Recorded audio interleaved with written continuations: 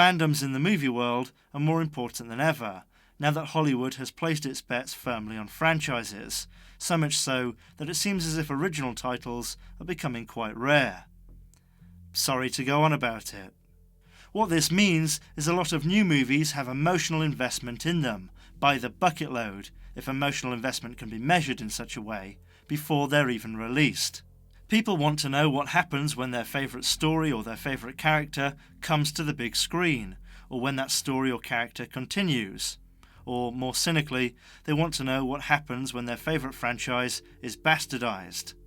Star Wars is of course no exception. Interestingly, the latest film, The Last Jedi, was divisive, with many fans feeling it had killed Star Wars or ended a promising start by The Force Awakens.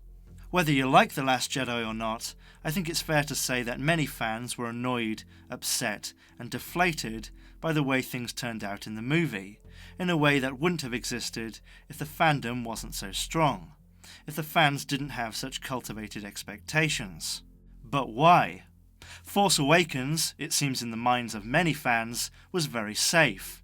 A safe intro back into Star Wars, and a reminder of the feeling you get when you watch Star Wars. It was a way of reconnecting people. A lot of people criticised The Force Awakens for being too much like A New Hope, the dreaded soft reboot. It's like when a parent tries to sneak a vegetable onto a child's plate, but the parent gets paid when the vegetable is eaten anyway. The Last Jedi is perhaps on the other side of the scale for many Star Wars fans, too much of its own thing. Perhaps for everyone who wanted The Force Awakens to be a bit different to A New Hope, there are as many who wanted The Last Jedi to be like The Empire Strikes Back. I guess you can't please everyone all of the time, but this seems a bit different. It seems almost deliberately unpredictable in a way that's almost a hallmark of bad storytelling, subverting expectations not for the sake of the narrative, but to subvert expectations. As others have said, it almost feels as though it's trolling its audience. It all seems, and this is just my theory, as though it's all too aware of the million fan theories out there, and it will not have any of them be right. There are certain characters and events that are deliberate parallels to those that occur in the original trilogy, but in this movie, many of those turn out not to be parallels at all, and it feels as though it was not so much fans misreading the parallels, but the filmmakers deciding, you're not going to guess the end of my story, and throughout the film feels very self-aware.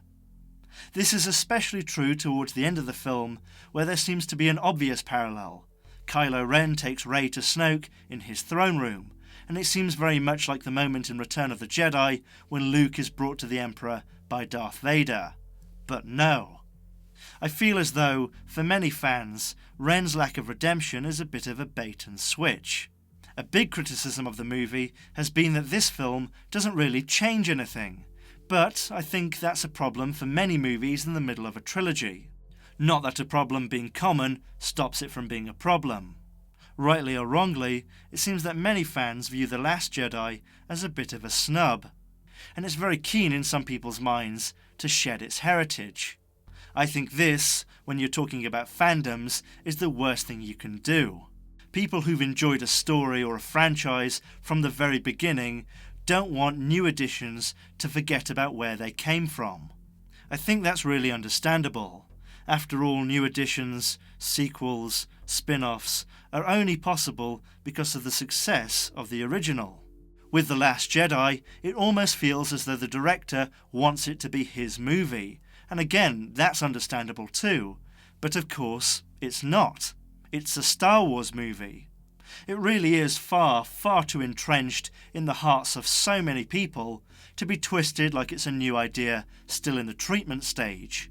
Whether it's good for creativity or not, you might argue that it belongs to the fans as much as to Disney. I'd love to know what you guys think about all of this. Join me next time where I'll be talking about the fantastic career of Daniel Day-Lewis and the reputation that surrounds him.